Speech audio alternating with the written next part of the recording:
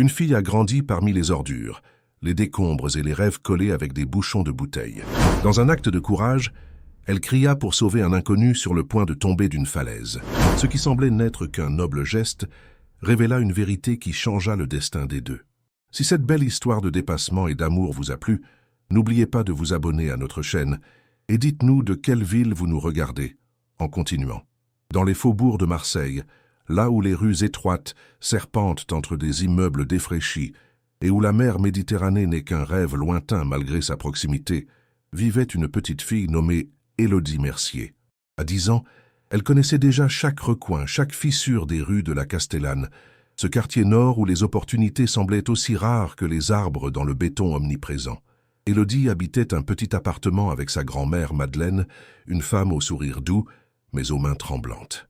Depuis que sa santé avait commencé à décliner, c'était Élodie qui veillait sur elle, inversant les rôles traditionnels avec une maturité qui contrastait avec ses yeux pétillants d'enfant. Ce matin-là, comme tous les autres, Élodie se préparait pour sa journée de travail improvisée. Elle fabriquait des caramels selon la recette que lui avait enseignée sa grand-mère, les emballait soigneusement dans du papier recyclé, puis les disposait dans un petit panier en osier effiloché. Ce panier était son gagne-pain, son moyen de rapporter quelques euros pour acheter les médicaments de Madeleine. « Je reviens avant le coucher du soleil, mamie, » dit-elle en embrassant le front ridé de Madeleine. « Sois prudente, ma petite étoile, » répondit la vieille dame en serrant faiblement la main de sa petite fille. « Et n'oublie pas ton trésor. » Élodie sourit et sortit de sous son lit une vieille boîte à chaussures, son bien le plus précieux. À l'intérieur des centaines de bouchons de bouteilles colorées qu'elle ramassait inlassablement dans les rues. Pour beaucoup, ce n'était que des déchets, mais pour Élodie, chaque bouchon représentait un lieu, un souvenir, une possibilité. Elle les utilisait pour créer des cartes imaginaires, des itinéraires vers un père qu'elle n'avait jamais connu, des routes qui partaient de la Castellane pour rejoindre un monde meilleur. « Je prendrai les bleus aujourd'hui, » dit-elle en sélectionnant quelques bouchons qu'elle glissa dans la poche de son jean usé. Les bleus représentaient l'espoir dans son code de couleur personnel. Une fois dans la rue, Élodie respirait différemment. Malgré la pauvreté ambiante, elle se sentait libre. Elle connaissait chaque vendeur, chaque habitant. Elle savait où trouver les meilleurs déchets pour ses créations, où vendre ses caramels sans être chassée par les commerçants. Ce jour-là, cependant, elle décida de s'aventurer plus loin. On lui avait parlé du quartier du Prado, là où les riches Marseillais habitaient dans des villas avec vue sur la mer. Peut-être que ces gens aux poches pleines seraient plus généreux avec une petite vendeuse de caramels. Le trajet fut long, et plusieurs fois Élodie fut tentée de faire demi-tour, mais quelque chose la poussait en avant, une intuition, une force invisible qui guidait ses pas. Elle marchait depuis plus de 2 heures, lorsqu'elle atteignit enfin la corniche Kennedy, cette route sinueuse qui longeait la côte et offrait des vues spectaculaires sur la Méditerranée. C'est là qu'elle le vit pour la première fois. Un homme dans une voiture de sport rutilante, une de ces Maserati dont Élodie avait vu des images dans les magazines abandonnés qu'elle collectionnait parfois. L'homme parlait au téléphone, gesticulant avec irritation, ne prêtant aucune attention à la route devant lui. Et surtout, il ne voyait pas ce qu'Élodie venait de remarquer, une large fissure dans la chaussée, juste à l'approche d'un virage particulièrement dangereux qui surplombait une falaise. Le cœur d'Élodie s'accéléra. La voiture roulait vite, trop vite. L'homme était distrait. La fissure était invisible jusqu'au dernier moment. Sans réfléchir, Élodie lâcha son panier et se précipita au milieu de la route, agitant frénétiquement les bras. « Arrêtez! Arrêtez-vous » cria-t-elle de toutes ses forces. La Maserati freina brusquement, ses pneus crissant sur l'asphalte, s'arrêtant à quelques mètres seulement d'Élodie. L'homme sortit en trombe, le visage rouge de colère. « Es-tu folle ? J'aurais pu te... » commença-t-il, avant de s'interrompre en voyant l'expression terrifiée mais déterminée de la fillette. « La route, » dit simplement Élodie en pointant du doigt. « Elle est cassée, votre voiture aurait pu tomber. » L'homme, élégamment vêtu d'un costume sur mesure, fronça les sourcils et s'approcha prudemment du bord. Son visage changea instantanément lorsqu'il vit l'ampleur des dégâts. Un effondrement partiel de la chaussée qui aurait effectivement pu précipiter sa voiture dans le vide s'il l'avait percutée à cette vitesse. « Mon Dieu !» murmura-t-il, soudain pâle. Il se tourna vers Élodie, la regardant comme s'il la voyait réellement pour la première fois. « Tu m'as sauvé la vie. » Élodie haussa les épaules, embarrassée par la tension. N'importe qui aurait fait pareil, mais ils savaient tous les deux que ce n'était pas vrai. Combien de personnes auraient risqué leur propre sécurité pour un inconnu? L'homme se présenta. « Je m'appelle Laurent Beaumont. » Il tendit une main que la fillette serra timidement. « Et toi, comment t'appelles-tu, ma jeune héroïne ?»« Élodie. Élodie Mercier. » Laurent Beaumont, l'un des hommes d'affaires les plus influents de Marseille, propriétaire de plusieurs chantiers navals et d'une compagnie maritime florissante, observait cet enfant aux vêtements usés mais au regard fier. Quelque chose dans ses yeux, dans la forme de ce visage, le troublait profondément. « Que fais-tu ici toute seule, Élodie? Où sont tes parents ?» La question fit se raidir la fillette. « Je vis avec ma grand-mère. Je vendais mes caramels. » Elle pointa du doigt son panier renversé, dont le contenu s'était répandu sur la route. Laurent s'approcha et s'accroupit pour l'aider à ramasser. En prenant un caramel, leurs mains se touchèrent, et il ressentit un étrange frisson, comme un écho lointain d'une connexion inexplicable. « Laisse-moi t'acheter tous tes caramels, » proposa-t-il. « C'est le moins que je puisse faire. » Élodie hésita. Elle n'était pas habituée à la gentillesse des étrangers, surtout des riches. Mais quelque chose chez cet homme lui inspirait confiance. « D'accord, » dit-elle finalement. Laurent sortit son portefeuille et en tira plusieurs billets de 50 €, bien plus que ne valait la marchandise. Voyant l'hésitation d'Élodie, il ajouta « Considère que c'est pour le service rendu. » Alors qu'elle acceptait l'argent, quelque chose tomba de la poche d'Élodie, un bouchon bleu. Laurent le ramassa, intrigué. « Pourquoi gardes-tu des bouchons de bouteilles ?» Le visage d'Élodie s'illumina pour la première fois. Ce ne sont pas que des bouchons, ce sont des cartes, des chemins, des possibilités. Laurent la regarda avec curiosité. « Des cartes ? » ?»« Oui, je les utilise pour créer des itinéraires, pour trouver des chemins vers les gens perdus. »« Comme qui ?» Élodie hésita puis répondit doucement. « Comme mon père. Je ne l'ai jamais connu. Ma mère est partie quand j'étais bébé. Mamie dit qu'elle était triste et qu'elle avait peur. » Laurent sentit son cœur se serrer. Il y avait quelque chose de poignant dans la façon dont cet enfant transformait les déchets en espoir, les rebuts en possibilités. « Viens, » dit-il soudain. « Je te raccompagne chez toi. Je veux rencontrer ta grand-mère. » Élodie sembla hésiter. « Pourquoi ? » ?»« Parce que tu m'as sauvé la vie, » répondit Laurent. « Et parce que... » Il s'interrompit, ne sachant pas exactement comment exprimer ce sentiment étrange qui l'envahissait. « Parce que je voudrais en savoir plus sur tes cartes au bouchon. » Élodie acquiesça lentement. Alors qu'il se dirigeait vers la voiture de Laurent, elle sentit les bouchons bleus dans sa poche. Aujourd'hui, ils avaient tenu leur promesse. Ils l'avaient guidée vers quelque chose de nouveau, quelque chose d'inattendu. Ce qu'elle ne pouvait pas savoir, c'est que cette rencontre fortuite allait changer non seulement sa vie, mais aussi celle de Laurent Beaumont, d'une manière que ni l'un ni l'autre n'aurait pu imaginer. Car le destin avait placé ces deux âmes sur un chemin de collision. Un chemin tracé bien avant qu'Élodie ne commence à collecter ses précieux bouchons de bouteilles. Le trajet jusqu'à la Castellane se fit dans un silence étrange.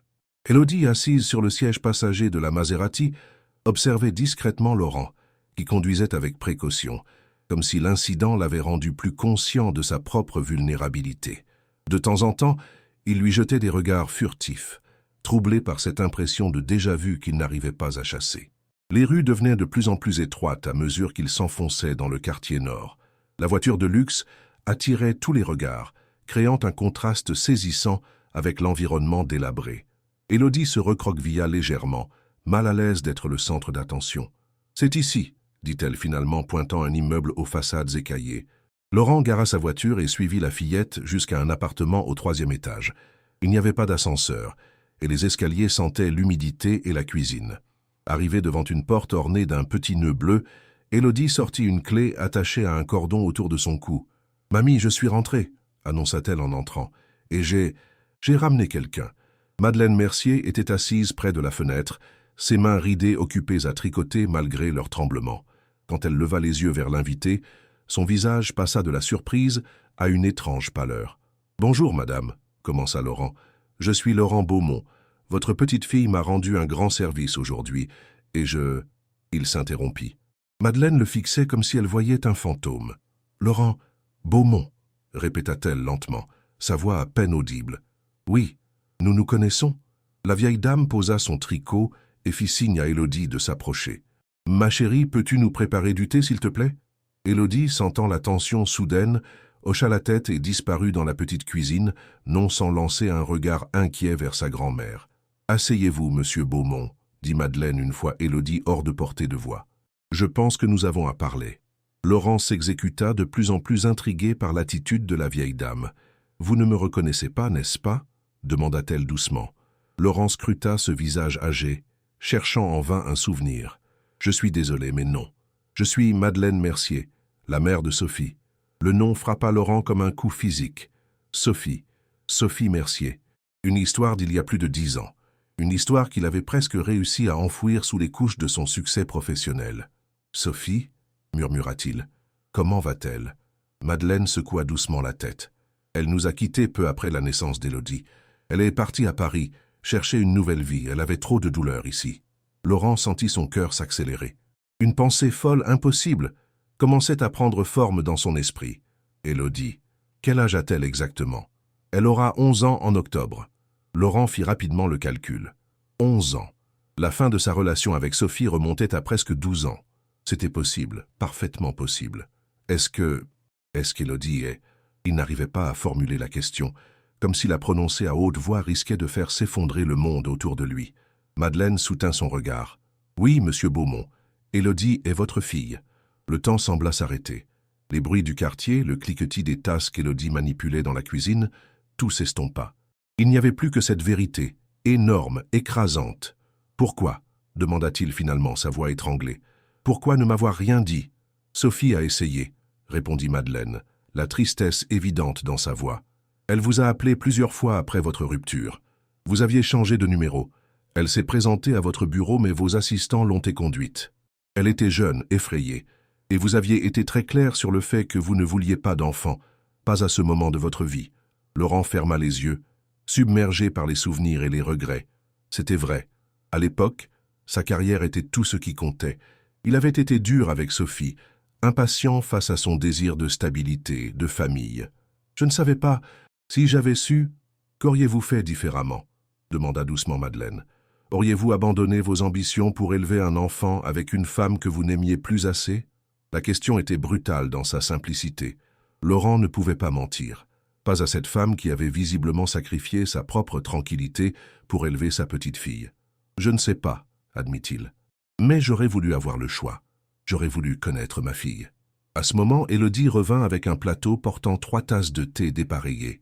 Son regard allait de sa grand-mère à Laurent, sentant que quelque chose d'important s'était passé en son absence. « Tout va bien ?» demanda-t-elle. Laurent la regarda, vraiment la regarda. Comment avait-il pu ne pas voir immédiatement? Elle avait ses yeux, la même forme de visage que sa propre mère, et cette détermination, cette façon de se tenir droite malgré l'adversité, c'était lui, incontestablement. « Élodie !» dit doucement Madeleine. « Monsieur Beaumont a quelque chose à te dire. » Laurent sentit une panique soudaine. Comment annoncer une telle chose? Comment rattraper 10 années d'absence en quelques mots? Je connaissais ta mère, commença-t-il maladroitement. Sophie et moi nous étions ensemble il y a longtemps. Les yeux d'Élodie s'écarquillèrent. Vous connaissiez ma mère? Oui, et il semble que... Il chercha les mots justes, mais il n'y en avait pas. Élodie, je crois que je suis ton père. Le silence qui suivit semblait contenir tout le poids du monde. Élodie resta parfaitement immobile, son expression passant de la surprise à l'incrédulité, puis à quelque chose de plus complexe, un mélange d'espoir et de méfiance. « Mon père ?» répéta-t-elle finalement. « Mais pourquoi vous n'êtes jamais venu me voir avant ?» La question simple et directe frappa Laurent en plein cœur. « Je ne savais pas que tu existais, » répondit-il honnêtement. « Si j'avais su, je... » Mais Élodie ne semblait pas convaincue.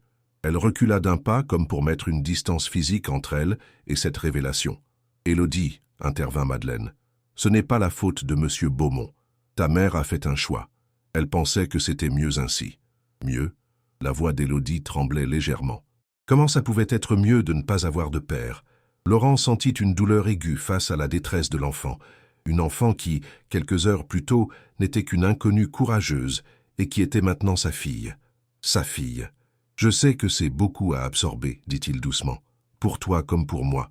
Mais peut-être pouvons-nous apprendre à nous connaître. » Élodie le regardait toujours avec méfiance. « Comment je peux être sûr que vous êtes vraiment mon père ?»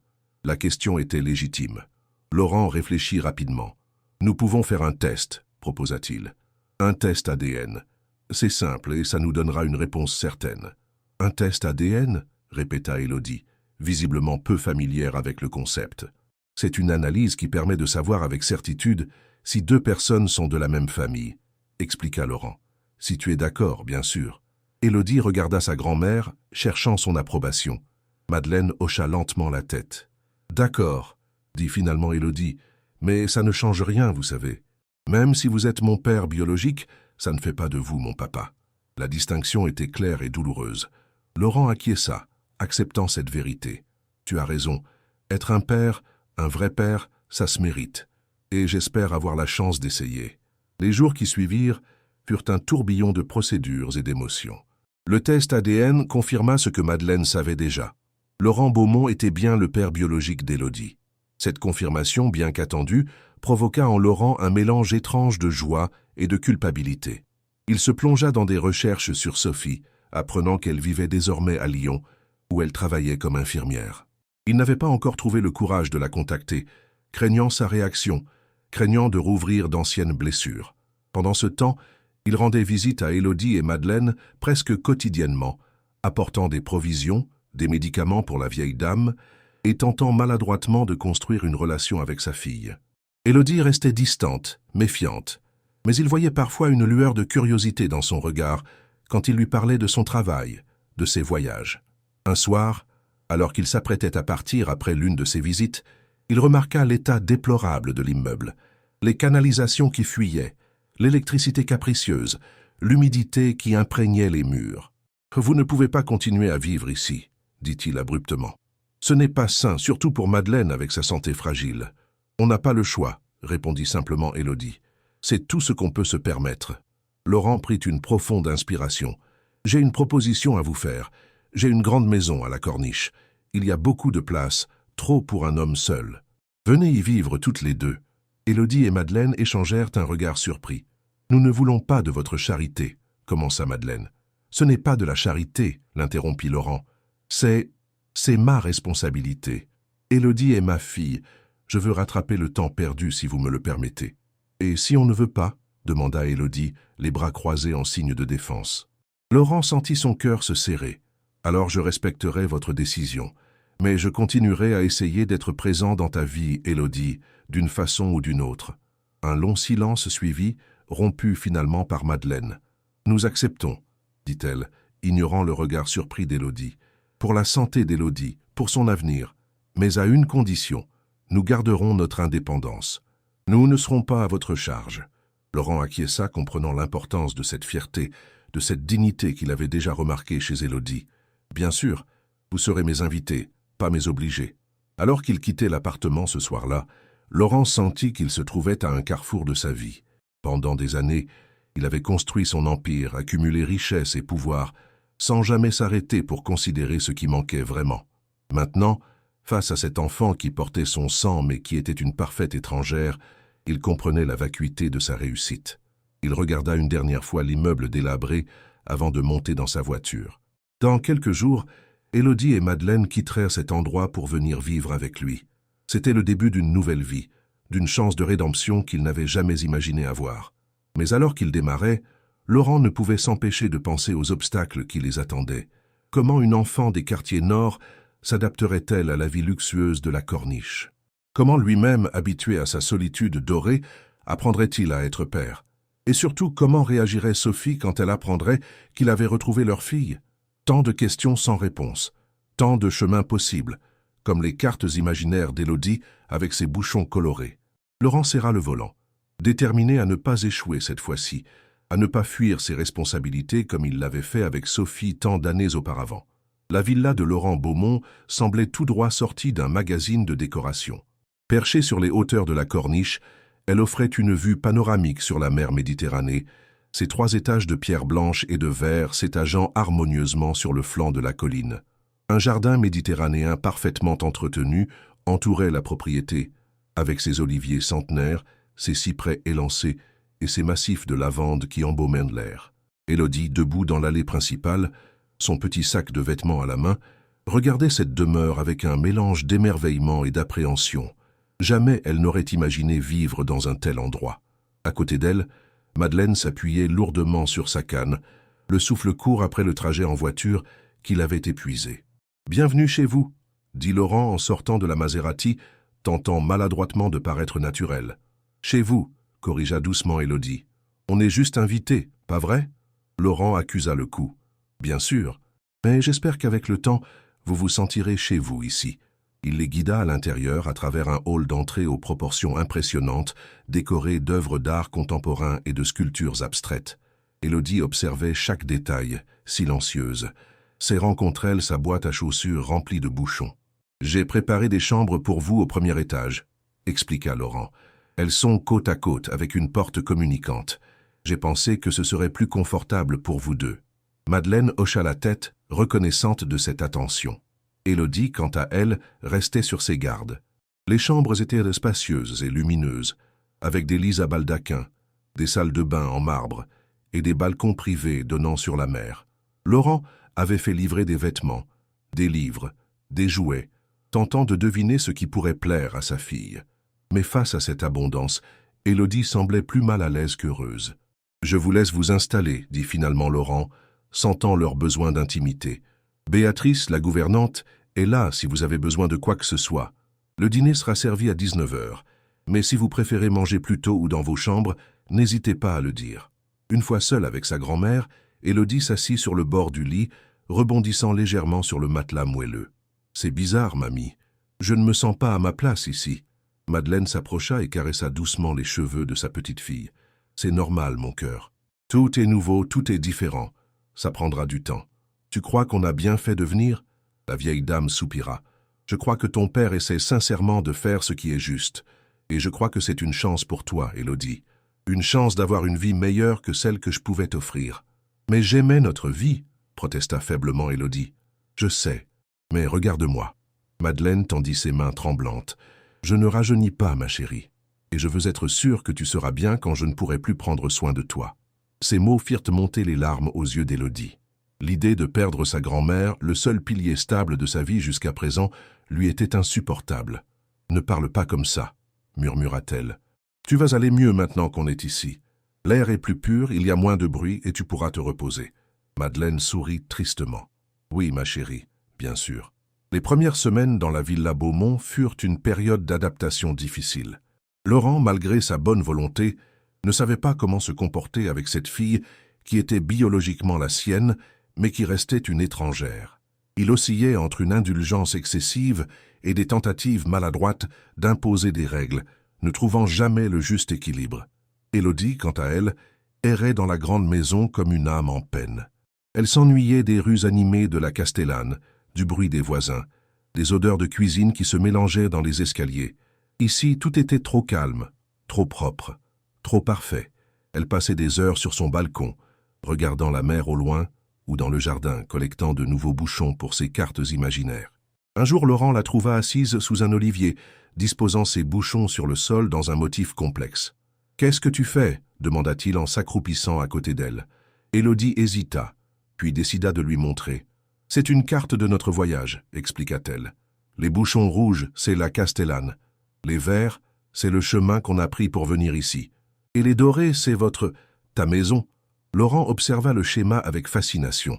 Il y avait une logique étonnante dans cette disposition apparemment aléatoire, une vision du monde unique. « C'est magnifique, » dit-il sincèrement. « Tu as un vrai talent. » Élodie haussa les épaules, mais Laurent perçut un léger sourire. « Tu sais, » continua-t-il, encouragé par cette petite ouverture, « je pourrais t'acheter de vrais matériaux d'art, des toiles, des peintures, des... » « Non, » l'interrompit Élodie, « j'aime mes bouchons, ils sont à moi.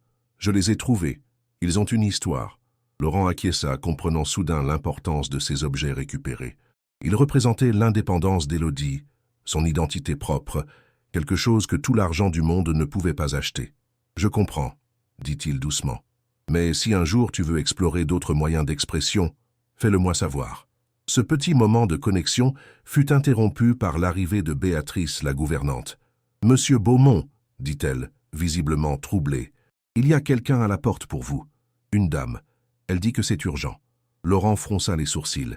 Il n'attendait personne. « Qui est-ce » Elle dit s'appeler Sophie. Sophie Mercier. Le nom fit l'effet d'une bombe. Laurent se figea tandis qu'Élodie se levait d'un bond, renversant sa carte de bouchon. « Maman » murmura-t-elle incrédule. Laurent échangea un regard paniqué avec Béatrice. Faites-la entrer dans le petit salon, j'arrive tout de suite. » Puis, se tournant vers Élodie, « Tu veux la voir ?» La question était absurde. Bien sûr qu'elle voulait voir sa mère, cette femme qui l'avait abandonnée, cette figure à la fois fantasmée et redoutée. Élodie hocha vigoureusement la tête, incapable de parler. « D'accord, » dit Laurent en prenant une profonde inspiration. « Allons-y ensemble. » Ils trouvèrent Sophie Mercier assise nerveusement au bord d'un fauteuil Louis XV, ses mains tripotant la lanière de son sac à main. À 35 ans, elle restait une femme séduisante, avec les mêmes yeux expressifs qu'Élodie, mais son visage portait les marques d'une vie difficile, de choix douloureux, de regrets. Quand elle les vit entrer, elle se leva d'un bond, ses yeux passant de Laurent à Élodie avec une émotion palpable. « Mon Dieu !»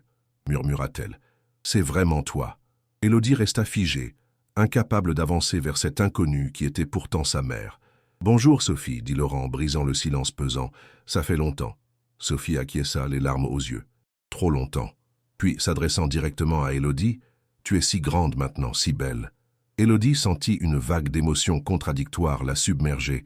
Colère, curiosité, espoir, peur. « Pourquoi t'es partie ?» demanda-t-elle abruptement, la question qu'elle avait répétée dans sa tête des milliers de fois. Sophie chancela légèrement, comme frappée par la directe simplicité de la question. « C'est compliqué, Élodie. J'étais jeune, j'avais peur, Tu ne m'aimais pas ?»« Non !» s'écria Sophie, horrifiée. « Non, ce n'est pas ça. Je t'aimais. Je t'aime toujours. C'est pour ça que je suis revenue. Quand j'ai appris que tu vivais ici, avec ton père, j'ai su que je devais venir. »« Comment as-tu su ?» intervint Laurent, suspicieux. Sophie se tourna vers lui. « Ma mère me l'a dit. Nous sommes restés en contact, même si c'était difficile. Elle m'a appelé dès que vous avez fait le test ADN. » Laurent hocha la tête, comprenant la logique. Bien sûr que Madeleine aurait informé sa fille d'un développement aussi important. « Pourquoi maintenant ?» insista-t-il. « Pourquoi pas avant? Tu savais où me trouver. » Sophie baissa les yeux. « La honte, la peur que tu me rejettes. Que tu rejettes Élodie. » Et puis, elle hésita. « Il y a eu d'autres problèmes. Des problèmes personnels que j'ai dû surmonter. » Cette réponse évasive éveilla la méfiance de Laurent, mais avant qu'il puisse poser d'autres questions, Élodie s'avança d'un pas. « Tu vas rester ?» demanda-t-elle, sa voix trahissant un espoir qu'elle tentait de dissimuler. Sophie regarda Laurent, puis sa fille. « Je ne sais pas.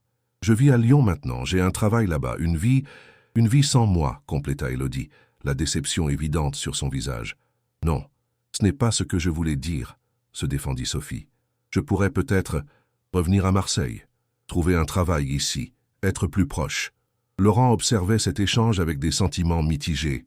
D'un côté, il comprenait le besoin d'Élodie de connaître sa mère, de reconstruire ce lien brisé. De l'autre, il se méfiait des intentions de Sophie, de sa soudaine réapparition, maintenant qu'Élodie vivait dans le luxe. « Tu peux rester ici quelques jours, » proposa-t-il finalement. Le temps de faire connaissance avec Élodie, le temps de réfléchir à la suite. Sophie le regarda avec surprise. « Tu m'invites à rester, après tout ce qui s'est passé ?» Laurent haussa les épaules. « Je fais ça pour Élodie, pas pour toi. Elle a le droit de connaître sa mère. » Ces mots semblèrent toucher Sophie, qui hocha la tête avec reconnaissance. « Merci, Laurent. Vraiment. » À ce moment, la porte du salon s'ouvrit à nouveau, laissant entrer Madeleine, appuyée sur sa canne. En voyant sa fille, la vieille dame s'immobilisa, son visage exprimant un mélange de joie et d'inquiétude. « Sophie, » murmura-t-elle. « Maman, » répondit Sophie en s'avançant vers elle pour l'embrasser. Cette réunion improvisée de 4 générations d'une famille éclatée, rassemblée dans le salon luxueux de Laurent Beaumont, avait quelque chose de surréaliste. Ils formaient un tableau étrange, chacun portant ses propres blessures, ses propres espoirs, liés par le sang et les circonstances, mais séparés par des années de silence et de non-dits. Alors que les adultes échangeaient des politesses tendues, Élodie observait cette scène avec un sentiment d'irréalité. En l'espace de quelques semaines, sa vie avait basculé. Elle qui n'avait jamais connu son père ni sa mère, se retrouvait soudain avec les deux, dans une maison qui ressemblait à un palais, loin de tout ce qu'elle avait connu. Cette nuit-là, incapable de dormir, elle sortit sur son balcon. Au loin, les lumières de Marseille scintillaient, et quelque part là-bas se trouvait la Castellane, son ancien monde. Elle sortit de sa poche un bouchon bleu, celui que Laurent avait ramassé le jour de leur rencontre, et le serra dans sa main. Que signifiait cette nouvelle carte qui se dessinait devant elle? Où l'amènerait ce chemin inattendu? Entre un père qui apprenait maladroitement à l'être, une mère revenue d'entre les ombres et une grand-mère dont la santé déclinait, Élodie se sentait plus perdue que jamais. Elle leva les yeux vers les étoiles, cherchant une réponse dans leur scintillement immuable. Mais les étoiles gardèrent leurs secrets, comme les adultes gardèrent les leurs. Et Élodie savait, avec cette intuition propre aux enfants qui ont grandi trop vite, que les révélations n'étaient pas terminées, que d'autres vérités attendaient leur heure pour émerger des ombres du passé. Les jours qui suivirent l'arrivée de Sophie furent à la fois étranges et merveilleux. La villa Beaumont, autrefois silencieuse et ordonnée, vibrait maintenant d'une énergie nouvelle. Élodie, qui s'était montrée si réservée, s'animait en présence de sa mère, posant 1000 questions sur sa vie, sur les années manquantes, sur les raisons de son départ. Sophie répondait avec une honnêteté prudente, évitant certains détails tout en essayant de ne pas mentir à sa fille. Elle lui parlait de Lyon, de son travail d'infirmière dans un grand hôpital, de son petit appartement près du Rhône. Elle évoquait sa solitude, ses remords, les photos d'Élodie que Madeleine lui envoyait régulièrement et qu'elle gardait précieusement dans un album. « Pourquoi tu n'es pas revenu plus tôt ?» demandait souvent Élodie. Et toujours, Sophie répondait par des phrases vagues sur le manque de courage, sur la peur du rejet, sur la conviction qu'Élodie serait mieux sans elle. Des réponses qui ne satisfaisaient ni sa fille ni Laurent, qui observait cette relation renaissante avec un mélange de bienveillance et de méfiance. Un matin, alors qu'Élodie et Madeleine se promenaient dans le jardin, Laurent trouva Sophie seule sur la terrasse, contemplant la mer. « Nous devons parler », dit-il en s'asseyant face à elle. Sophie hocha la tête, comme si elle attendait cette conversation depuis son arrivée. « Je sais. Qu'est-ce qui s'est vraiment passé, Sophie? Pourquoi es-tu partie comme ça, sans me dire que tu étais enceinte ?» Elle soupira profondément. « Tu te souviens de notre dernière dispute, quand je t'ai parlé de mon désir d'avoir des enfants ?» Laurent acquiesça. Comment oublier? Il s'était déchiré ce soir-là, lui affirmant que sa carrière passait avant tout, qu'il n'était pas prêt pour la paternité, elle lui reprochant son égoïsme, son ambition dévorante. « Je ne savais pas encore que j'étais enceinte, » continua Sophie. « Je l'ai découvert 2 semaines après notre rupture. J'ai essayé de te contacter, Laurent, plusieurs fois. Mais tu avais changé de numéro et quand je suis venu à ton bureau, ton assistante m'a fait comprendre que tu ne voulais plus me voir. »« Dominique, » murmura Laurent, se rappelant de son assistante de l'époque, une femme efficace mais impitoyable. « Elle ne m'a jamais dit que tu étais venu. »« Ça n'aurait peut-être rien changé, » admit Sophie. « Tu étais tellement concentrée sur ta carrière, tellement déterminée à réussir. Et moi, j'étais brisé, Laurent. La rupture, la grossesse, tout ça m'a fait sombrer dans une dépression. Ma mère a essayé de m'aider, mais j'étais comme absente. Après la naissance d'Élodie, ça s'est aggravé et je ne pouvais pas m'occuper d'elle correctement. J'avais peur de lui faire du mal. » Laurent l'écoutait, stupéfait. Il n'avait jamais imaginé Sophie, si forte, si vivante, dans un tel état de vulnérabilité. « Alors je suis partie, » poursuivit-elle, les larmes aux yeux. « J'ai laissé Élodie avec ma mère, promettant de revenir quand j'irai mieux. Mais les jours sont devenus des semaines, les semaines des mois, et plus le temps passait, plus il devenait difficile de revenir. La honte, la culpabilité, elle grandissait avec chaque jour d'absence. Et maintenant? Pourquoi revenir maintenant? » Sophie le regarda directement. « Parce que j'ai enfin trouvé la force.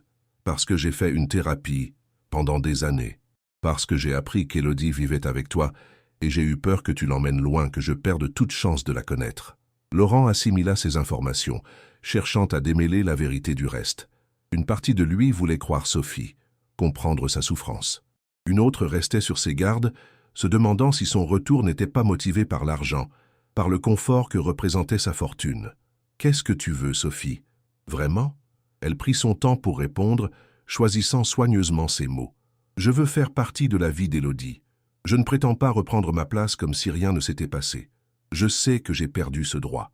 Mais je veux une chance de me racheter, de lui montrer que je l'aime, que je n'ai jamais cessé de l'aimer.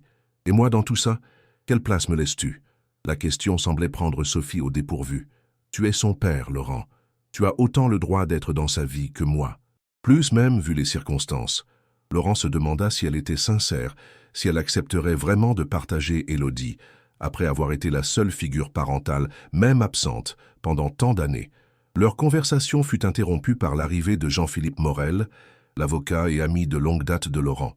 Son expression grave fit immédiatement comprendre qu'il n'apportait pas de bonnes nouvelles. « Laurent, il faut qu'on parle, en privé. » Sophie se leva, comprenant le message. « Je vais voir où en sont Élodie et ma mère. » Une fois seul, Jean-Philippe sortit une tablette de sa sacoche. « Tu as vu les informations aujourd'hui ?» Laurent secoua la tête. Avec tout ce qui se passait dans sa vie personnelle, il avait négligé les actualités ces derniers jours. « Regarde ça », dit Jean-Philippe en lui tendant la tablette. L'écran affichait la une d'un tabloïd local. L'héritière miraculeuse, arnaque ou coïncidence. Sous ce titre racoleur s'étalait une photo d'Élodie, probablement prise à son insu lorsqu'elle sortait de la villa avec Laurent. « Qu'est-ce que c'est que cette histoire ?» s'exclama Laurent, furieux qu'on ait photographié sa fille sans permission. « Continue à lire », répondit sombrement Jean-Philippe. L'article insinuait qu'Élodie n'était peut-être pas la fille biologique de Laurent, que toute cette histoire de sauvetage et de retrouvailles pourrait être une mise en scène élaborée, orchestrée par Madeleine et Sophie pour extorquer de l'argent à un homme d'affaires fortuné. Il citait des sources proches, affirmant que le test ADN avait été falsifié, que la ressemblance entre Laurent et Élodie était un hasard exploité par des escrocs habiles. « C'est ridicule », fulmina Laurent. « Qui oserait publier de telles absurdités ?»« La question n'est pas qui l'a publié, mais qui en est à l'origine », répondit Jean-Philippe. « Et j'ai ma petite idée. » Laurent n'eut pas besoin de plus d'explications. Un seul nom lui vint à l'esprit, Victor Durand, son ancien associé et désormais rival acharné. Ils avaient fondé ensemble leur première entreprise de construction navale, avant que Laurent ne rachète les parts de Victor suite à des désaccords profonds sur la direction à prendre. Victor n'avait jamais accepté cette éviction, considérant que Laurent lui avait volé sa place et sa fortune potentielle. « Victor, murmura-t-il, ça lui ressemble bien. Mais pourquoi maintenant? Pourquoi s'en prendre à Élodie? Parce qu'il a appris que tu avais une fille? Parce qu'il a senti une faille dans ton armure? Ou simplement parce qu'il est rongé par la jalousie depuis 10 ans ?» Jean-Philippe haussa les épaules. « Les raisons importent peu. Ce qui compte, c'est comment nous allons réagir. » Laurent passa une main sur son visage, soudain fatigué. « On ignore ces absurdités. Je ne veux pas donner plus d'importance à ces ragots. »« Ce n'est pas si simple, » objecta Jean-Philippe. « Si nous ne répondons pas, certains prendront notre silence pour un aveu, et ce n'est que le début. D'autres médias vont s'emparer de l'histoire, poser des questions, creuser dans ton passé, dans celui de Sophie. »« Sophie !» Laurent se figea, réalisant soudain quelque chose. « Elle est revenue juste avant que ces rumeurs ne commencent. Est-ce que tu crois que... » Jean-Philippe secoua la tête. « Ne tire pas de conclusion hâtive. Ça pourrait être une simple coïncidence, où Victor a pu apprendre son retour et décider d'en profiter. » Laurent n'était pas convaincu. Cette synchronicité troublante ravivait ses doutes sur les motivations de Sophie. Était-elle sincère dans son désir de renouer avec Élodie? Ou faisait-elle partie d'un plan plus vaste pour le discréditer, peut-être même s'emparer d'une partie de sa fortune? « Qu'est-ce qu'on fait ?» demanda-t-il finalement. « Pour l'instant, nous préparons une réponse officielle, claire mais minimale. Nous confirmons qu'Élodie est bien ta fille biologique, que le test ADN est authentique, et nous demandons le respect de votre vie privée. Et surtout, nous renforçons la sécurité autour de la villa. Si Victor est prêt à aller jusque-là, qui sait ce qu'il pourrait tenter ensuite ?» Laurent acquiesça, l'esprit déjà tourné vers Élodie. Comment la protéger de ces attaques médiatiques? Comment lui expliquer que son existence même était remise en question par des étrangers malveillants? « Je dois parler à Élodie et Madeleine, » dit-il en se levant, « et à Sophie aussi. Ils doivent être prévenus. » La conversation qui suivit fut difficile. Madeleine, malgré son âge et sa fragilité, montra une force de caractère impressionnante, assurant qu'elle avait connu bien pire que des ragots de presse. Sophie oscilla entre l'indignation et une étrange résignation, comme si elle s'attendait à ce que son passé la rattrape d'une manière ou d'une autre. Mais c'est Élodie qui surprit le plus Laurent. Au lieu de pleurer ou de s'inquiéter, elle se mit en colère, une colère froide et déterminée qui rappelait étrangement celle de Laurent lui-même face à l'adversité. « Je sais qui je suis », déclara-t-elle fermement. « Ces gens ne me connaissent pas. Ils n'ont pas le droit de dire ces choses. » Laurent sentit une vague de fierté mêlée d'inquiétude. Sa fille avait une force intérieure remarquable, mais il craignait que cette situation ne la blesse profondément, même si elle ne le montrait pas. Les jours suivants confirmèrent les prédictions de Jean-Philippe. D'autres articles parurent, chacun plus sensationnaliste que le précédent. Des paparazzis se postèrent devant la villa, espérant capturer des images d'Élodie ou de Sophie. Laurent engagea des gardes de sécurité supplémentaires et demanda à son chauffeur de conduire Élodie à sa nouvelle école par une entrée dérobée pour éviter les photographes. Au milieu de cette tempête médiatique, la santé de Madeleine se détériora rapidement. Le stress, combiné à sa condition déjà fragile, l'affaiblit considérablement. Un matin, elle ne put pas se lever de son lit, sa respiration laborieuse alarmant toute la maisonnée. Le médecin, appelé en urgence, diagnostiqua une pneumonie aggravée par un cœur déjà fatigué. Madeleine fut immédiatement hospitalisée, plongeant Élodie dans un état d'angoisse qu'elle n'avait jamais montré auparavant. À l'hôpital, assise au chevet de sa grand-mère, Élodie tenait fermement sa main, comme si ce contact physique pouvait retenir Madeleine dans ce monde. Sophie et Laurent se tenaient en retrait, unis dans leur inquiétude pour la vieille dame et pour Élodie. « Et elle va s'en sortir, n'est-ce pas ?» demanda Élodie, sa voix habituellement assurée maintenant tremblante d'incertitude. Sophie s'approcha et posa une main sur l'épaule de sa fille. « Ta grand-mère est forte, Élodie. Elle s'est toujours battue. Pour toi, pour moi. » Mais dans ses yeux, Laurent pouvait lire une vérité plus sombre, celle que les adultes tentent de cacher aux enfants aussi longtemps que possible. Parfois, la force ne suffit pas. Parfois, le corps abandonne, malgré toute la volonté du monde. Cette nuit-là, alors qu'Élodie s'était finalement endormie sur un fauteuil de la chambre d'hôpital, Laurent et Sophie parlèrent à voix basse dans le couloir. « Les médecins ne sont pas optimistes, » murmura Sophie, les yeux rougis par les larmes. « Ils disent, moi, que son cœur est trop faible, que la pneumonie est trop avancée. » Laurent se passa une main dans les cheveux, se sentant impuissant malgré toute sa fortune, tous ses contacts. Il doit bien y avoir quelque chose à faire. Un spécialiste, un traitement expérimental. Sophie secoua la tête. J'ai parlé avec mes collègues. Ils disent tous la même chose. C'est une question de jours, Laurent. Cette réalité les frappa tous les deux avec une force terrible. Madeleine, le pilier d'Élodie pendant toutes ces années, allait partir, et ils devraient, ensemble, aider leur fille à traverser cette épreuve. « Comment va-t-on lui dire ?» demanda Laurent, exprimant à haute voix la question qui les tourmentait tous les deux. « Je ne sais pas, » admit Sophie. « J'ai abandonné ma fille une fois. Je ne sais pas comment être là pour elle maintenant. » Ces mots, prononcés avec une vulnérabilité rare, touchèrent Laurent.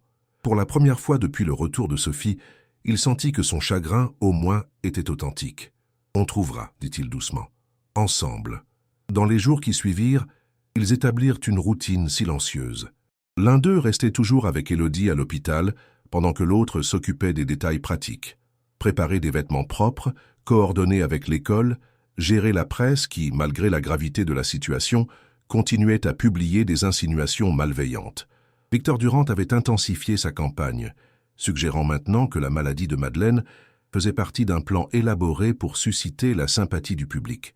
Ces accusations, d'une cruauté sans nom, provoquèrent une rare explosion de colère chez Laurent, qui dut être physiquement retenu par Jean-Philippe lors d'une rencontre fortuite avec Victor dans le hall d'un hôtel. « Il paiera pour ça », avait-il promis, les yeux brillants de rage. « Je te jure qu'il paiera. » Mais pour l'instant, la vengeance devait attendre, car un matin, après une nuit particulièrement difficile, Madeleine Mercier s'éteignit paisiblement dans son sommeil, tenant toujours la main de sa petite fille bien-aimée. Élodie, qui s'était endormie sur sa chaise, fut réveillée par le bip continu des machines. Elle comprit immédiatement, avec cette intuition que possèdent les enfants face aux grandes vérités de la vie. Sans un mot, sans une larme, elle se leva et quitta la chambre, ignorant les appels de Sophie et Laurent. Ils la retrouvèrent une heure plus tard, assise sur un banc dans le jardin de l'hôpital, arrangeant méthodiquement des bouchons de bouteilles en un motif complexe sur le sol. Des bouchons noirs, pour la première fois. « Élodie » murmura Sophie en s'accroupissant devant elle. « Ma chérie, laissez-moi » répondit Élodie, sa voix étrangement calme. « J'ai besoin de finir ma carte. » Laurent et Sophie échangèrent un regard désemparé. Puis, comprenant instinctivement ce dont leur fille avait besoin, ils s'assirent silencieusement à ses côtés, offrant leur présence sans parole, leur soutien sans intrusion. Ensemble, sous un ciel d'automne voilé de nuages, ils regardèrent Élodie tracer son chemin à travers le chagrin, un bouchon à la fois. Les semaines qui suivirent le départ de Madeleine furent les plus sombres qu'Élodie ait jamais connues. Elle s'enferma dans un silence obstiné, refusant d'aller à l'école, passant ses journées recroquevillée sur son lit ou errant comme une âme en peine dans le jardin de la villa. Ces précieux bouchons de bouteilles, autrefois disposés en cartes colorées pleines d'espoir, restaient abandonnés dans leur boîte. Laurent et Sophie, désemparés face à cette douleur muette, tentaient maladroitement de la réconforter. Sophie préparait les plats préférés d'Élodie que celle-ci laissait intacts. Laurent lui proposait des sorties, des activités, même un voyage à Paris, que la fillette refusait d'un simple mouvement de tête. « Elle a besoin de temps », disait Sophie, elle-même profondément affectée par la perte de sa mère. « Le temps ne suffit pas toujours », répondait Laurent, qui avait connu sa part de chagrin dans la vie.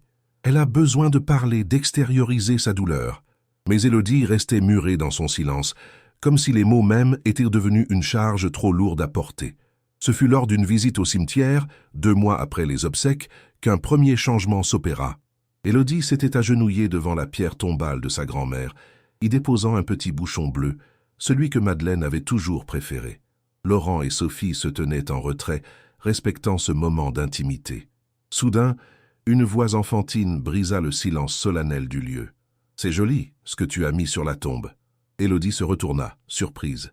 Un garçon d'environ son âge, vêtu d'habits visiblement usés, se tenait à quelques pas, un bouquet de fleurs sauvages à la main. « C'est un bouchon, » répondit Élodie, parlant pour la première fois depuis des semaines. « Ma grand-mère les aimait bien. » Le garçon s'approcha, curieux. « Moi, je mets toujours des fleurs pour ma maman, mais je crois qu'elle aurait préféré quelque chose qui dure plus longtemps. » Cette simple phrase, prononcée avec la candeur propre à l'enfance, toucha Élodie d'une manière que tous les efforts de Sophie et Laurent n'avaient pu accomplir. Elle regarda plus attentivement le garçon, mince, les cheveux en bataille, mais avec des yeux vifs et intelligents. « Comment tu t'appelles » demanda-t-elle. « Théo Roussel. Et toi » Élodie Mercier.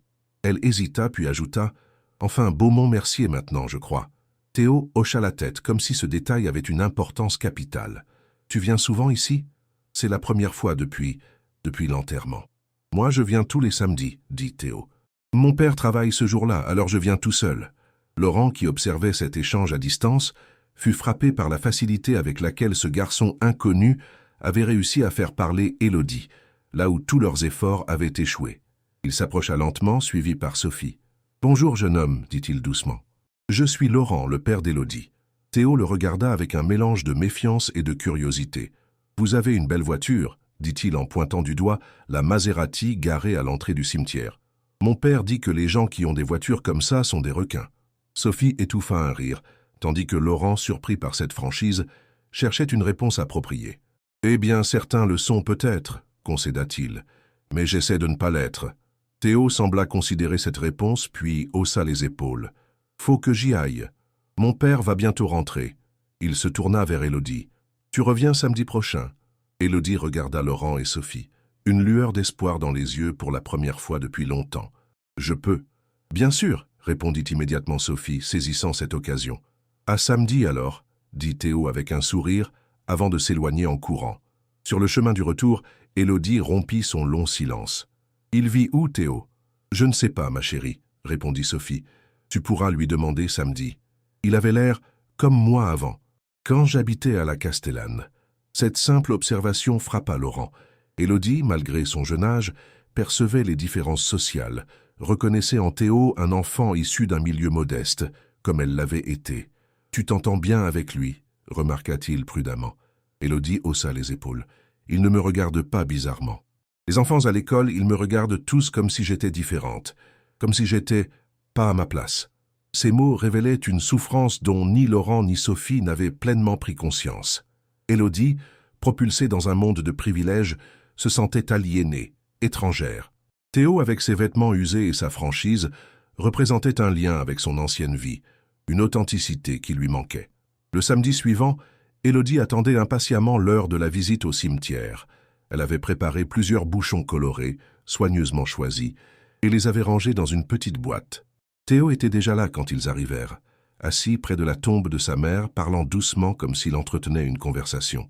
En voyant Élodie, son visage s'illumina. « Tu es venu ?»« Je t'avais dit que je viendrais, » répondit simplement Élodie. Laurent et Sophie décidèrent de les laisser seuls, se retirant à une distance respectueuse.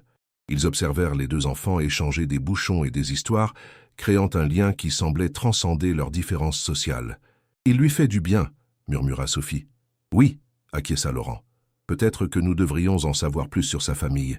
S'ils ont besoin d'aide, Sophie lui lança un regard mi-amusé, mi-attendri. Toujours le grand sauveur, n'est-ce pas? Mais je suis d'accord. Ce garçon semble important pour Élodie. En rentrant ce jour-là, ils apprirent que Théo vivait avec son père, Mathieu Roussel, dans un petit appartement du quartier de la Joliette. Mathieu, veuf depuis 3 ans, travaillait comme docker au port de Marseille, enchaînant souvent les heures supplémentaires pour joindre les deux bouts. Théo, quand son père travaillait, était confié à une voisine âgée qui gardait un œil distrait sur lui. Ces informations, livrées par Élodie avec une précision qui révélait son intérêt sincère pour son nouvel ami, donnèrent à Laurent une idée qui, sans qu'il le sache encore, allait transformer non seulement sa vie, mais celle de nombreux enfants de Marseille. Quelques jours plus tard, après avoir obtenu l'adresse de Mathieu Roussel par des moyens discrets, Laurent se rendit à la Joliette. Le contraste avec sa propre résidence était saisissant. Ici, les immeubles étaient serrés les uns contre les autres. Les rues étroites résonnaient de conversations animées, d'odeurs de cuisine, de vie. Il trouva Mathieu Roussel au café du coin, un homme robuste aux mains calleuses et au regard franc, qui le dévisagea avec surprise lorsqu'il se présenta. « Laurent Beaumont, le père de la petite Élodie? Oui, je peux vous offrir un verre ?» Mathieu hésita, méfiant, puis accepta d'un hochement de tête. « Un café. Je reprends mon service dans 1 heure. » Assis face à face, les deux hommes formaient un contraste saisissant. Laurent dans son costume sur mesure, Mathieu dans ses vêtements de travail usés. Et pourtant, lorsqu'ils commencèrent à parler de leurs enfants, une étincelle de compréhension mutuelle naquit entre eux. « Votre fils est un garçon extraordinaire, » dit Laurent. « Il a fait plus pour ma fille en quelques rencontres que tous les psychologues que nous avons consultés. » Mathieu sourit avec fierté. Théo a toujours eu ce don. Même après le départ de sa mère, il a gardé cette lumière, cette capacité à connecter avec les gens. Laurent hocha la tête, puis alla droit au but. « Monsieur Roussel, j'aimerais proposer quelque chose. Pas par charité, je vous assure, mais parce que votre fils compte beaucoup pour Élodie. J'ai une grande maison avec un jardin immense qui reste inutilisé la plupart du temps. J'aimerais créer un espace où des enfants comme Théo et Élodie pourraient se retrouver. Créer, apprendre. » Mathieu fronça les sourcils, suspicieux. « Un genre de centre aéré pour riches? » « Non, » répondit patiemment Laurent. « Un centre d'art pour tous les enfants, particulièrement ceux qui n'ont pas accès à ce genre d'activité habituellement. Élodie a ce talent particulier avec les bouchons de bouteilles. Elle crée des cartes, des mondes entiers. Je pensais qu'elle pourrait partager ça avec d'autres enfants. » L'idée était née spontanément, mais plus Laurent en parlait, plus elle prenait forme dans son esprit, devenant une vision claire, un projet concret. Mathieu l'observa longuement, jaugeant sa sincérité. « Pourquoi faire ça? Vous avez tout. Votre fille aussi, maintenant. » Laurent réfléchit à cette question, cherchant une réponse honnête. « Parce que Élodie n'est pas heureuse, malgré tout ce que nous pouvons lui offrir. Elle se sent déracinée, perdue. Je crois qu'elle a besoin de se reconnecter avec ses origines, de partager ce qui la rend unique. Et peut-être que d'autres enfants en ont besoin aussi. » Mathieu sembla touché par cette franchise. « Ce n'est pas une mauvaise idée, admit-il. Théo adorerait ça. Il est doué de ses mains, vous savez. Il fabrique des maquettes avec des bouts de bois, des boîtes de conserve, tout ce qu'il trouve. C'est ainsi que naquit l'idée du centre d'art des bouchons colorés, un nom suggéré par Élodie elle-même lorsque Laurent lui présenta le projet. Pour la première fois depuis le départ de Madeleine, Élodie s'anima, ses yeux retrouvant leur éclat d'autrefois. « On pourrait faire de grandes cartes avec des milliers de bouchons, » s'enthousiasma-t-elle. « On pourrait apprendre aux autres enfants à voir les couleurs, les possibilités. » Laurent, voyant sa fille revivre, se jeta corps et âme dans ce projet. Il convertit une partie du jardin et une dépendance inutilisée en atelier, fit installer des tables de travail, acheta du matériel. Sophie, initialement dubitative, se laissa gagner par l'enthousiasme d'Élodie et proposa d'organiser des ateliers sur les plantes médicinales, utilisant ses connaissances d'infirmière. Mathieu Roussel, quant à lui, devint un allié inattendu. Il parla du projet à d'autres parents du quartier, recruta des volontaires parmi ses collègues dockers pour aider aux travaux d'aménagement. Théo, ravi, invita ses amis de l'école, des enfants de toutes origines, de tous milieux. Le jour de l'inauguration du centre, un samedi ensoleillé de janvier, Élodie se tenait fièrement à l'entrée, accueillant les visiteurs avec une assurance nouvelle. Elle portait autour du cou un petit bouchon bleu, attaché à une chaîne en argent, un cadeau de Laurent en mémoire de Madeleine. Une trentaine d'enfants vinrent ce premier jour, certains accompagnés de parents curieux ou méfiants, D'autres venus seuls, attirés par la promesse d'un goûter gratuit et d'activités créatives. Élodie, assistée par Théo, animait fièrement un atelier où elle enseignait l'art de créer des cartes avec des bouchons. Chaque couleur a une signification, expliquait-elle patiemment. Le bleu, c'est l'espoir. Le rouge, c'est l'amour. Le vert, c'est la vie qui continue malgré tout. Laurent, observant sa fille transmettre sa passion avec tant d'assurance, sentit une émotion profonde l'envahir. Quelque chose avait changé en Élodie. La douleur était toujours là, mais elle avait trouvé un moyen de la canaliser, de la transformer en quelque chose de beau, d'utile. Sophie, qui s'occupait de l'atelier des plantes à côté, croisa son regard et sourit. Entre eux aussi, quelque chose avait changé. Les tensions des premiers jours s'étaient apaisées, remplacées par un respect mutuel, une complicité née de leur amour partagé pour Élodie et de leurs efforts communs pour l'aider à traverser son chagrin. Le soir, après le départ des derniers enfants, Élodie s'approcha de Laurent qui rangeait du matériel. « Merci », dit-elle simplement. « Pourquoi, ma chérie ?»« Pour tout ça. » Elle fit un geste englobant le centre. « Mamie aurait aimé. » Laurent sentit sa gorge se nouer. C'était la première fois qu'Élodie mentionnait spontanément Madeleine depuis son départ. « Oui, je crois qu'elle aurait aimé, » répondit-il doucement. Élodie hésita puis ajouta « Je crois que je suis prête à retourner à l'école maintenant. » Ces simples mots représentaient une victoire immense. Un pas de géant vers la guérison. Laurent résista à l'envie de la serrer dans ses bras, respectant la distance qu'elle maintenait encore, cette indépendance farouche qui faisait partie d'elle. « Je suis fier de toi, Élodie, » dit-il simplement. Elle hocha la tête puis retourna vers Théo qui l'attendait pour une dernière partie de leur jeu inventé avec les bouchons. Le succès du centre d'art des bouchons colorés dépassa rapidement les espérances de Laurent. Chaque week-end, de plus en plus d'enfants venaient participer aux ateliers. Des articles positifs commencèrent à paraître dans la presse locale, présentant l'initiative comme un exemple de solidarité et d'innovation sociale. Mais ce succès attira également l'attention de Victor Durand. L'ancien associé de Laurent, toujours animé par sa rancœur, vit dans ce projet une nouvelle opportunité de nuire à son rival. Il commença à faire circuler des rumeurs, suggérant que le centre n'était qu'une façade pour des activités illicites, un moyen de blanchir de l'argent ou d'exploiter des enfants vulnérables. Ces accusations, bien que ridicules aux yeux de ceux qui connaissaient le centre, trouvèrent un écho dans certains médias avides de sensationnalisme. Des inspections surprises furent organisées, perturbant les activités. Des parents inquiets retirèrent leurs enfants. Laurent, déterminé à protéger ce lieu qui avait redonné vie à sa fille, engagea une bataille juridique contre ces diffamations. Mais il savait que la justice prenait du temps et que chaque jour de doute nuisait au centre et aux enfants qui y trouvaient refuge. Ce qu'il ignorait encore, c'est que le pire était à venir. Car Victor Durand, dans sa haine obsessionnelle, était prêt à franchir des limites que personne n'aurait imaginées. Le printemps était arrivé à Marseille, apportant avec lui une explosion de couleurs et de senteurs. Dans le jardin de la Villa Beaumont, les ateliers du Centre d'art des bouchons colorés avaient été déplacés en plein air, permettant aux enfants de profiter du soleil tout en créant leurs œuvres. Malgré la campagne de diffamation orchestrée par Victor Durand, le centre continuait à attirer de nouveaux participants, soutenu par une communauté de parents et d'éducateurs convaincus de sa valeur. Élodie avait repris l'école comme elle l'avait promis, et bien que les débuts eussent été difficiles, elle commençait à se faire des amis. Sa passion pour l'art des bouchons et son implication dans le centre lui avaient donné une confiance nouvelle, une identité qui transcendait les étiquettes de fille pauvre ou héritière miraculeuse que d'autres tentaient de lui coller. Ce samedi-là, l'atelier était particulièrement animé. Élodie et Théo, devenus inséparables, guidaient un groupe d'enfants dans la création d'une immense carte collective, une représentation de Marseille vue à travers les yeux des jeunes. Chaque quartier était symbolisé par des bouchons de couleurs différentes, reliés par des fils représentant les connexions invisibles entre les habitants. « La Castellane, on l'a fait en rouge et or », expliquait Élodie à une petite fille de 6 ans. « Rouge pour la passion des gens qui y vivent, or pour leur force. » Laurent, qui passait entre les tables pour aider ou simplement observer, fut touché par cette description.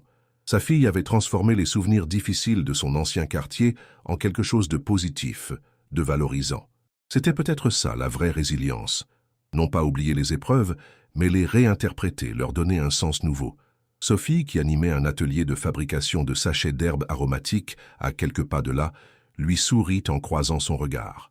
Leur relation avait évolué ces derniers mois, passant d'une méfiance mutuelle à un respect profond, et peut-être à quelque chose de plus, quelque chose qu'aucun d'eux n'était encore prêt à nommer. « Monsieur Beaumont ?» Une voix interrompit ses pensées. C'était Mathieu Roussel, le père de Théo, qui avait pris l'habitude de venir aider au centre quand son travail au port le lui permettait. « Il y a un problème avec l'escalier qui mène à la terrasse. Des planches semblent avoir été délibérément desserrées. » Laurent fronça les sourcils, inquiet. « Délibérément? Tu en es sûr ?» Mathieu hocha gravement la tête. « J'ai travaillé dans le bâtiment avant les docks. Ces vis n'ont pas sauté toutes seules. Quelqu'un les a retirées. » Laurent sentit un frisson désagréable lui parcourir l'échine. L'idée que quelqu'un puisse saboter volontairement des installations utilisées par des enfants était révoltante. « Il faut condamner l'accès immédiatement, » décida-t-il. « Je vais prévenir les animateurs. » Mais avant qu'ils ne puissent s'éloigner, un cri déchirant retentit, suivi du bruit sourd d'une chute. Les deux hommes se précipitèrent vers la source du bruit, suivis par Sophie qui avait laissé tomber ses sachets d'herbe. Au pied de l'escalier en question, un petit garçon d'environ 8 ans était étendu, se tenant la jambe en pleurant. À côté de lui, plusieurs planches de bois arrachées témoignaient de l'effondrement partiel de l'escalier. Sophie, avec son expérience d'infirmière, prit immédiatement les choses en main. « Ne le bougez pas !» ordonna-t-elle en s'agenouillant près de l'enfant. « Comment t'appelles-tu, mon grand ?»« Lucas », répondit le garçon entre deux sanglots. « D'accord, Lucas. Je vais regarder ta jambe, ça risque de faire un peu mal, mais il faut que je voie si c'est grave. Tu es d'accord ?» Le petit garçon hocha la tête courageusement, tandis que Sophie examinait délicatement la jambe. Laurent, pendant ce temps, avait appelé une ambulance et tentait d'éloigner les autres enfants qui s'étaient rassemblés, attirés par le bruit. « C'est probablement une fracture », diagnostiqua Sophie à voix basse pour Laurent. « Pas ouverte, heureusement, mais il faut qu'il voie un médecin rapidement. » Les parents de Lucas, prévenus par téléphone, arrivèrent en même temps que l'ambulance. La mère, en larmes, accusait déjà le centre d'être mal entretenu, dangereux. Le père, plus calme mais visiblement furieux, prenait des photos de l'escalier effondré avec son téléphone. « Nous porterons plainte », déclara-t-il fermement à Laurent. « Ce genre de négligence est inacceptable. » Laurent tenta d'expliquer que l'escalier avait été saboté, mais ses mots sonnaient creux face à la détresse des parents et aux pleurs de l'enfant qu'on emmenait en ambulance. En moins d'1 heure, l'incident avait pris des proportions démesurées. Des journalistes, alertés on ne sait comment, se pressaient déjà aux portes du centre. Des rumeurs circulaient sur les réseaux sociaux, amplifiées par des comptes anonymes qui semblaient étrangement coordonnés, accusant le centre d'art des Bouchons Colorés de mettre en danger des enfants vulnérables. Jean-Philippe Morel, l'avocat de Laurent, arriva en catastrophe, tentant de gérer la communication de crise. « Il faut fermer le centre temporairement », conseilla-t-il, « le temps de mener une enquête complète sur l'incident. »« Et laissez croire que nous avons quelque chose à cacher », protesta Laurent. « Il s'agit de la sécurité des enfants, Laurent. Nous ne pouvons pas prendre de risques supplémentaires. » À contre-cœur, Laurent accepta.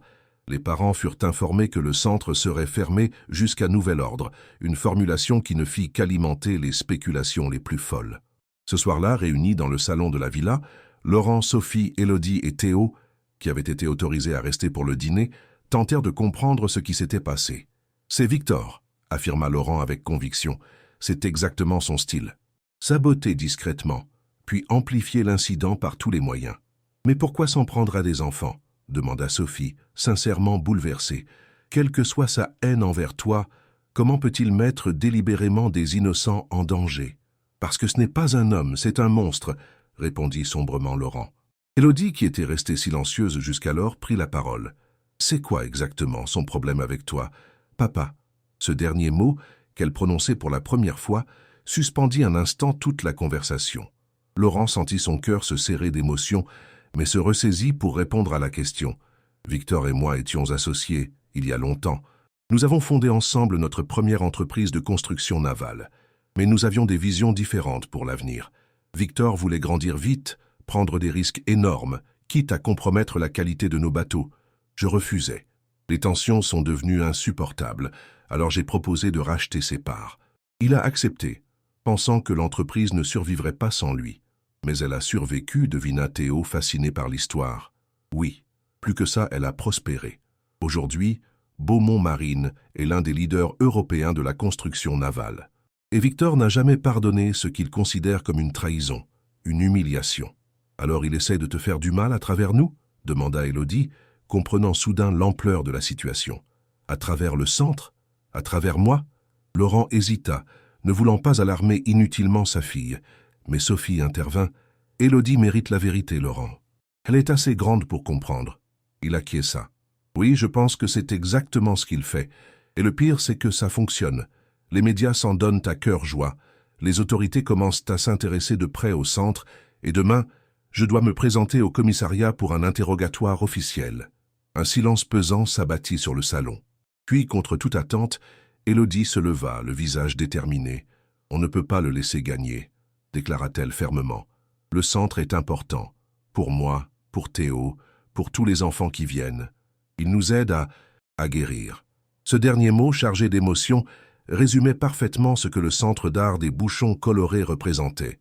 Un lieu de guérison, non seulement pour Élodie après la perte de sa grand-mère, mais pour tous ces enfants marqués par la vie d'une façon ou d'une autre. « Que proposes-tu, ma chérie ?» demanda doucement Sophie. Élodie réfléchit un instant. « Je veux parler aux journalistes. Leur dire la vérité. Leur montrer ce que le centre représente vraiment. » Laurent secoua la tête, inquiet. « C'est trop risqué, Élodie. Tu es mineure. Ils n'ont pas le droit de t'interviewer sans notre consentement. Et même avec, je ne pense pas que ce soit une bonne idée de t'exposer ainsi. Mais c'est moi qui ai créé les cartes. C'est mon idée. Si je ne défends pas le centre, qui le fera ?» Sa détermination était palpable, sa conviction inébranlable. Laurent et Sophie échangèrent un regard, communiquant silencieusement leur admiration et leur inquiétude. « Peut-être qu'il y a un moyen ?» suggéra finalement Jean-Philippe, qui était resté en retrait jusqu'alors. « Nous pourrions organiser une conférence de presse contrôlée. Élodie pourrait lire une déclaration préparée à l'avance, avec vous deux à ses côtés. Pas de questions, pas d'improvisation. » Laurent n'était toujours pas convaincu, mais le regard suppliant d'Élodie finit par le faire céder. « D'accord, » soupira-t-il. Mais à la moindre question déplacée, nous arrêtons tout. La conférence de presse fut programmée pour le lendemain après-midi, juste après l'interrogatoire de Laurent au commissariat. Jean-Philippe, en habile stratège médiatique, avait choisi de transformer cette journée potentiellement désastreuse en une offensive coordonnée contre les accusations de Victor Durand. L'interrogatoire se déroula comme prévu, les officiers de police posant des questions précises sur l'incident, sur la structure du centre, sur les mesures de sécurité en place. Laurent, préparé par son avocat, répondit calmement, soulignant à plusieurs reprises les signes évidents de sabotage et demandant une enquête approfondie sur ce qui constituait, selon lui, une tentative délibérée de nuire à des enfants. Puis vint l'heure de la conférence de presse. Laurent, Sophie et Élodie arrivèrent ensemble à l'hôtel où l'événement avait été organisé. La salle était pleine à craquer de journalistes, de caméras, de micros. Élodie, vêtue d'une simple robe bleue et portant autour du cou son précieux bouchon, semblait minuscule face à cette marée médiatique. « Tu es sûr ?» murmura Laurent une dernière fois, alors qu'il s'apprêtait à monter sur l'estrade. Élodie hocha la tête, serrant plus fort la main de son père. « Je suis sûr. » Jean-Philippe ouvrit la conférence par quelques remarques préliminaires, rappelant les règles. Pas de questions à l'enfant, respect de la vie privée, concentration sur les faits plutôt que sur les rumeurs. Puis, il céda la parole à Laurent, qui présenta brièvement les circonstances de l'incident et réitéra sa conviction qu'il s'agissait d'un acte malveillant. Enfin, vint le tour d'Élodie. Un silence respectueux s'abattit sur la salle lorsqu'elle s'approcha du micro, ajusté à sa hauteur. Elle sortit une feuille de papier de sa poche, mais après un moment d'hésitation, elle la replia sans la lire. « Je m'appelle Élodie Mercier-Beaumont », commença-t-elle d'une voix claire. « J'ai 11 ans. Il y a quelques mois, je vivais dans le quartier de la Castellane avec ma grand-mère. Je vendais des caramels dans la rue pour l'aider à acheter ses médicaments. Je collectionnais des bouchons de bouteilles que je trouvais par terre parce que, pour moi, ils représentaient des possibilités, des chemins vers un avenir meilleur. » Elle fit une pause, regardant directement les caméras. « Un jour, j'ai vu un homme dans une voiture qui allait avoir un accident. Je l'ai averti et ça lui a sauvé la vie. Cet homme, c'était Laurent Beaumont. Et plus tard, nous avons découvert qu'il était mon père biologique. » Des murmures parcoururent l'assemblée, mais Élodie continua imperturbable. « Quand ma grand-mère nous a quittés, j'ai cru que ma vie était finie. Je ne parlais plus, je ne mangeais presque plus. Mais un jour, j'ai rencontré Théo au cimetière. Il vivait comme moi avant, dans un quartier difficile. Il m'a comprise d'une façon que personne d'autre ne pouvait. Sa voix se brisa légèrement, mais elle se reprit. C'est comme ça que l'idée du Centre d'art des Bouchons colorés est née. Un endroit où des enfants de tous les quartiers, de toutes les familles, peuvent venir créer ensemble. Un endroit où on apprend que les déchets peuvent devenir des œuvres d'art, que les différences peuvent devenir des forces. Elle sortit de sa poche un bouchon rouge qu'elle tendit vers les caméras. Ce bouchon, je l'ai trouvé le jour où Lucas s'est blessé. Il était près de l'escalier. Et regardez, elle montra le bouchon sur lequel des traces de colle étaient clairement visibles. Quelqu'un a utilisé de la colle forte pour fixer ce bouchon sur une des marches de l'escalier pour faire trébucher les enfants. La même personne a dévissé les planches. La même personne qui essaie de détruire notre centre, de détruire ma famille. Un silence de plomb s'abattit sur la salle. Cette preuve, présentée avec la simplicité dévastatrice de l'enfance, était plus éloquente que tous les communiqués de presse, tous les démentis officiels. Je ne sais pas pourquoi cet homme nous déteste tant, poursuivit Élodie, mais je sais une chose. Le centre d'art des bouchons colorés est important. Il sauve des vies à sa manière. Il m'a sauvé, moi, et je ne laisserai personne le détruire. Elle se tourna vers Laurent et Sophie, qui la regardaient avec un mélange de fierté et d'émerveillement. Mes parents m'ont appris que la vérité finit toujours par triompher, que le bien est plus fort que la haine. Et je les crois. Sur ces mots, elle recula du micro et alla se blottir entre Laurent et Sophie, qui l'entourèrent instinctivement de leurs bras, formant un tableau familial qui valait tous les discours du monde. La salle explosa en questions, en flashs, en exclamations. Mais Jean-Philippe intervint rapidement pour clore la conférence, remerciant les journalistes de leur présence et les invitant à relayer fidèlement les paroles d'Élodie. En quittant l'estrade, Laurent se pencha vers sa fille. « Tu as été extraordinaire. Mais ce bouchon, pourquoi ne m'en as-tu pas parlé avant ?» Élodie haussa les épaules avec cette simplicité désarmante qui la caractérisait. « Je voulais être sûre. J'ai regardé dans mes livres, à la bibliothèque. Ce type de colle laisse des traces spéciales. C'est de la colle industrielle, pas celle qu'on utilise au centre. » Laurent échangea un regard avec Sophie. Leur fille m'avait mené sa propre enquête, trouvé des preuves que même la police n'avait pas remarquées. Elle avait transformé son amour des bouchons en un outil de vérité, de justice. En sortant de l'hôtel, ils furent accueillis par une foule de parents, d'enfants et d'habitants du quartier, venus spontanément pour montrer leur soutien au centre. Parmi eux, Théo et son père, Mathieu, tenaient une grande banderole fabriquée avec des bouchons colorés. Le centre d'art des bouchons colorés. Un lieu de vie, pas de haine. Face à cette manifestation de solidarité, Élodie sentit les larmes lui monter aux yeux. Pour la première fois depuis des mois, depuis la perte de sa grand-mère, elle se sentait vraiment à sa place. Non pas comme la pauvre fille de la Castellane, ni comme l'héritière miraculeuse de Laurent Beaumont, mais comme Élodie Mercier-Beaumont, une enfant qui avait trouvé sa voie, et qui était déterminée à s'en servir pour le bien. Ce soir-là, alors que les journaux télévisés relayaient son discours et que les réseaux sociaux s'enflammaient de messages de soutien, Élodie s'endormit paisiblement, le bouchon bleu de Madeleine serré dans sa main, un sourire confiant sur les lèvres. La bataille n'était pas terminée, mais une victoire importante avait été remportée. Une victoire de la vérité sur le mensonge, de l'amour sur la haine, de l'espoir sur la peur. Et quelque part dans Marseille, Victor Durand regardait les nouvelles avec une rage impuissante, comprenant que son plan venait d'être déjoué par une simple enfant de 11 ans et un bouchon de bouteille. Les jours qui suivirent la conférence de presse furent un tourbillon d'émotions et d'événements. Le discours d'Élodie, relayé par tous les médias locaux et même certaines chaînes nationales, avait profondément touché l'opinion publique. Des messages de soutien affluaient de toute la France, des dons spontanés étaient proposés pour le centre, et même les parents de Lucas, le petit garçon blessé, avaient retiré leur plainte après avoir vu la preuve du sabotage présenté par Élodie. La police avait rouvert l'enquête, prenant cette fois au sérieux l'hypothèse d'un acte malveillant. Le bouchon piégé, remis aux autorités, était analysé en laboratoire pour identifier le type exact de colle utilisé et, peut-être, retrouver des empreintes digitales. Pour Laurent, cette vague de soutien était à la fois réconfortante et étourdissante. Il n'avait jamais recherché la lumière des projecteurs, préférant la discrétion dans ses affaires comme dans sa vie privée. Se retrouver soudain au centre d'une affaire qui passionnait tout Marseille le mettait mal à l'aise. Mais voir Élodie s'épanouir, retrouver sa confiance et son enthousiasme, valait tous les désagréments du monde. Sophie, quant à elle, avait pris un congé exceptionnel de l'hôpital de Lyon pour rester à Marseille. Ce qui devait être une visite de quelques jours s'était transformé en semaines, puis en mois. Elle et Laurent dansaient autour de leur relation renaissante avec précaution, conscients des blessures du passé, mais aussi des possibilités du futur. Un matin, alors qu'Élodie était à l'école, Jean-Philippe arriva à la villa avec une expression triomphante que Laurent ne lui avait pas vue depuis longtemps. « On le tient », annonça-t-il en s'asseyant dans le salon. « Victor Durand est fini. » Laurent et Sophie échangèrent un regard surpris. « Comment ça ?» demanda Laurent. « La police a trouvé des empreintes sur le bouchon piégé. Pas celle de Victor lui-même, bien sûr, il est trop malin pour ça, mais celle d'un certain Antoine Legrand, un homme à tout faire connu des services de police pour de petits délits. Et devine quoi, il travaille occasionnellement pour Victor. » « Ce n'est pas suffisant pour l'inculper, » objecta Laurent qui connaissait trop bien les rouages de la justice. « Non, mais ça l'a été pour obtenir un mandat de perquisition chez Legrand. » Et là, jackpot. Jean-Philippe sortit son téléphone et montra une photo.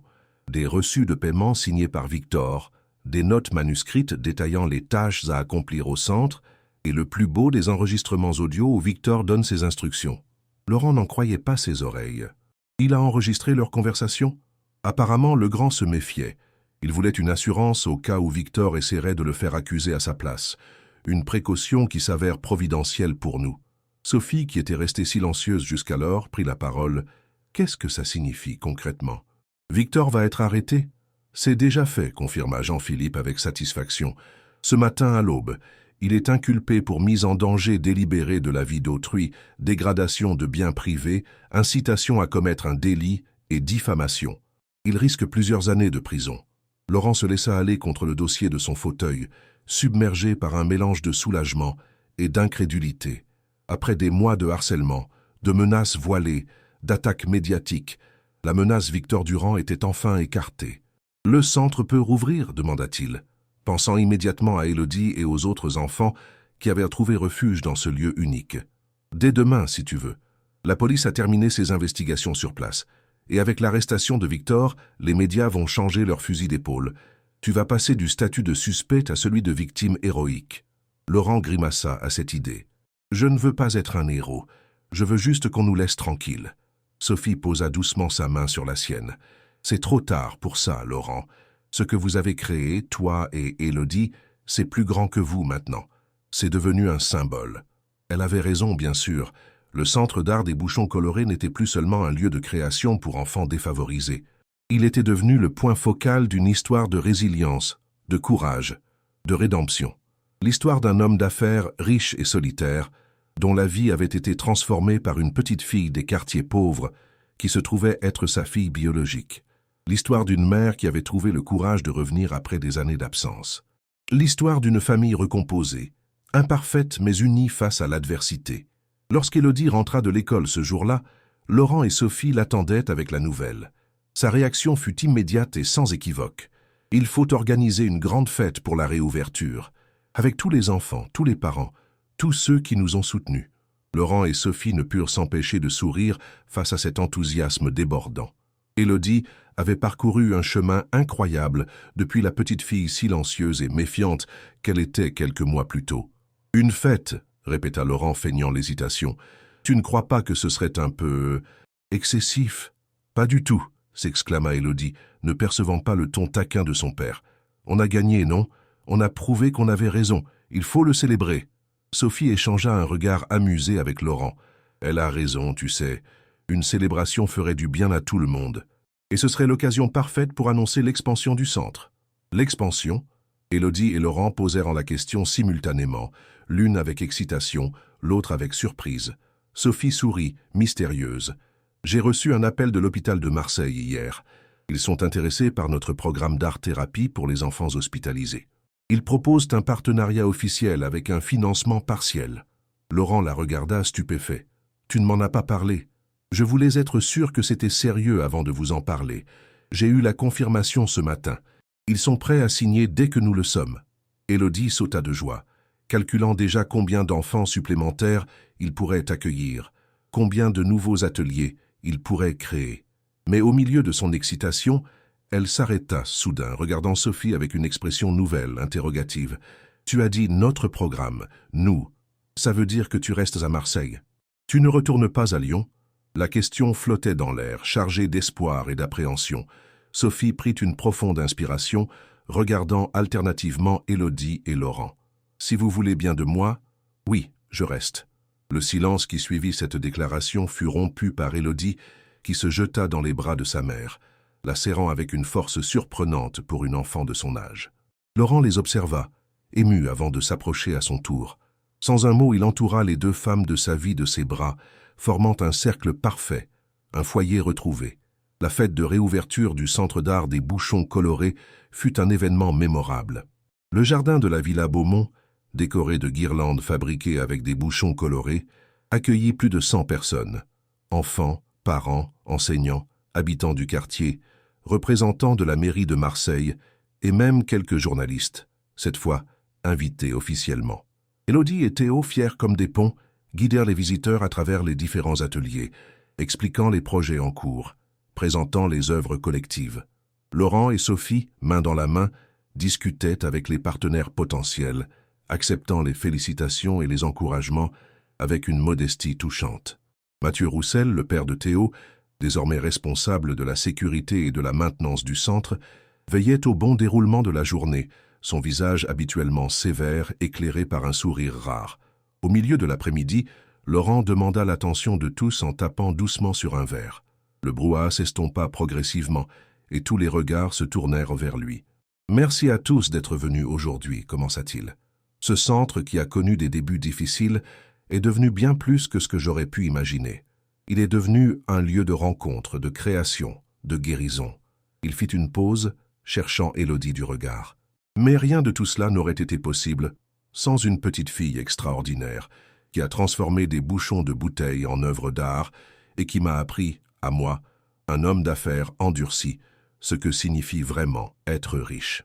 Des applaudissements éclatèrent, tandis qu'Élodie, rougissante, était poussée vers l'avant par Théo. « Élodie, » continua Laurent, « tu as quelque chose à nous montrer, je crois. » Élodie hocha la tête, soudain sérieuse. Elle fit signe à Théo qui disparut un instant avant de revenir avec une grande toile couverte d'un drap. Depuis plusieurs semaines, Élodie et les autres enfants travaillent sur un projet spécial, expliqua Sophie, prenant le relais. Une œuvre qui symbolise tout ce que représente le centre d'art des Bouchons colorés. Élodie et Théo retirèrent le drap d'un geste synchronisé, révélant une immense carte de Marseille, entièrement réalisée avec des bouchons de bouteilles. Mais pas n'importe quel bouchon.